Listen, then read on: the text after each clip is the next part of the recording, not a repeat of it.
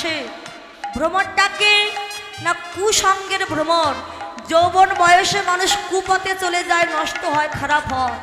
তাই কুসঙ্গের ভ্রমণটা বসবার আগে গুরুচরণটা আশ্রয় করে অনুরাগ দ্বারা, অনু মানে আসক্তি, রাগ মানে ভালোবাসা, অনুরাগ দিয়ে যৌবন ফুলটি চয়ন করে ভক্তির সুতা দিয়ে মালা গেথে যদি যৌবন ফুল আমার গোবিন্দের চরণে নিবেদন করা যায়, এই যৌবন ফুলটাকে আমার গোবিন্দ সেবায় নিতাই গৌর হরি হরি হরি হরি হরি বল হরি বল।